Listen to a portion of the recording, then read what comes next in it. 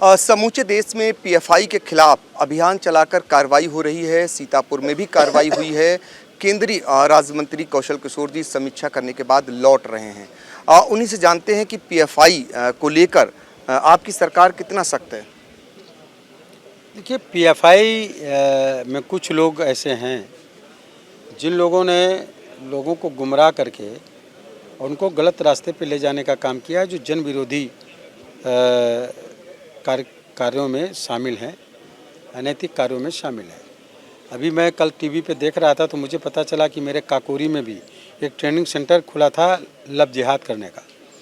तो इस तरीके का जो हरकत वो कर रहे हैं और एक पूरा तरीके से एक अड्डा जैसा पूरा बन गया है केरल में, वो देश के निर्माण में, भारत के निर्माण में वो काम नहीं कर रहे हैं, बल्कि जो है लोगों को गुमराह करके करने का काम कर रहे हैं। और इसके लिए जो है जब उन पर कार्रवाई हो रही है ऐसे लोगों पर, तो तमाम मुसलमान भाई भी जो है वो कह रहे हैं कि पीएफआई पे बैन लगाओ, क्योंकि आम जो मुसलमान है वो यहाँ पर जितना सुरक्षित और शांतिपूर्वक रहता है, जिस तरह आज़ादी से अपना बिजनेस करता, अपना काम करता है, पढ़ाई करता है, इस तरीके से वो कहीं और दूसरे देशों में नहीं है।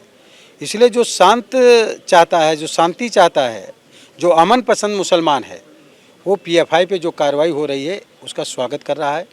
और मैं समझ रहा हूँ कि पीएफआई पे जो कार्रवाई हो रही है वो ठीक हो रही है, और जो लोग भी इसमें दोषी हैं उनके खिलाफ कार्रवाई होनी चाहिए और हो भी रही है। तो पीएफआई किस प्रकार की गतिविधियां फैला रहा है और अब क्या समय आ गया है इसको बिल्कुल खत्म करने का?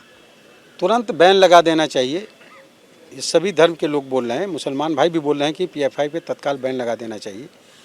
जो लोग यहाँ पर जो है एक डर और दहशत फैलाने का प्रयास करते हैं या जन विरोधी गतिविधियों में, देश विरोधी गतिविधियों में शामिल हैं, ऐसे लोग जो काम कर रहे हैं वो पीएफआई में उन्हीं के खिलाफ कार्रवाई हो रही है। ये जानना चाहेंगे कि सर 2024 लोकसभा चुनाव है, निकाय चुनाव है, भारतीय जनता पार्टी किस तरीके की तैयारी कर रही है, इस चुनाव को किस रूप में ले रही है, क्योंकि आप लोगों की बैठकें तेज हो गई हैं?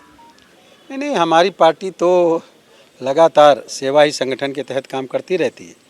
अभी सेवा पखवाड़ा चल रहा है, 17 सितंबर से 2 अक्टूबर तक पूरे देश में सेवा पखवाड़ा चल रहा है।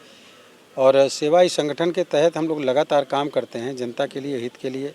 सबके पास मकान हो, सबके पास शौचालय हो, सबके पास ज़रूरत की चीज़ें हों, सबका, लोगों का जो गरीब है उनका मुफ्त में इलाज हो, सब चीज़ें उन लोगों को मिले, किसानों को मिले, यहाँ पर प्राकृतिक खेती हो, केमिकल फ्री खेती हो, सारी वो चीज़ें, एक स्वस्थ भारत बने, आत्मनिर्भर भारत बने, दुनिया में फिर से विश्व गुरु बने।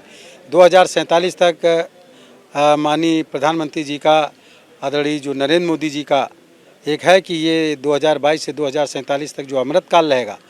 एक अमृतकाल का मतलब है कि ऐसी चीज़ों का उत्पादन हो जिसमें केमिकल ना हो, और वो चीज़ें खा पी करके हर क्षेत्र में हमारा देश एक पूरी दुनिया में फिर से विश्व गुरु बने, और लोगों की उम्र इतनी ज़्यादा बढ़ेगी, इसकी 100 साल से ज़्यादा लोग जिंदा रहेंगे।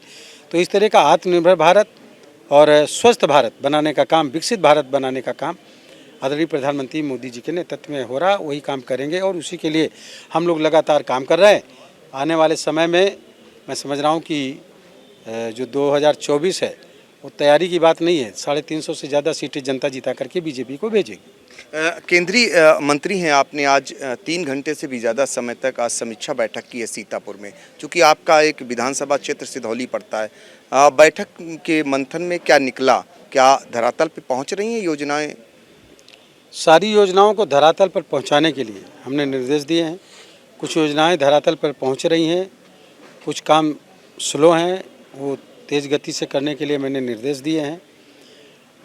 और खुद जो है इसको मैंने एक टीम सीतापुर घोषित करने का ऐलान किया है, जो जिलाधिकारी जी के नेतृत्व में सीडीओ हैं, सीएमओ हैं, बीएसए हैं, डीआईओस हैं, एसपी हैं, तो उसमें हम हैं, पवन सिंह चौहान जी जो यहाँ के एमएलसी हैं, और जो विधायकगण हमारे हैं, हमारे सांसदगण हैं, सब लोग मिल करके टीम सीतापुर के रूप में काम करेंगे। सिधौली को नज़ीर बना करके अभी काम करेंगे, फिर सीतापुर को भी एक नज़ीर बनाने का काम करेंगे। जो भी काम अधूरे हैं उनको गति शक्ति योजना के तहत जो प्रधानमंत्री जी की है उसको जल्दी से जल्दी पूरा कराने के निर्देश दिए गए हैं, तय किया गया है, और अगली समीक्षा बहुत जल्दी हम करने का काम करेंगे। बिल्कुल, तो पीएफआई पर अब बैन लगना चाहिए, ये कहना है केंद्रीय राज्य मंत्री कौशल किशोर का। साथ ही उन्होंने दावा किया कि आने वाले समय में 350 सीटें भारतीय जनता पार्टी लोकसभा में जीत कर आएगी। सीतापुर से एबीपी गंगा के लिए पंकज सिंह गौर।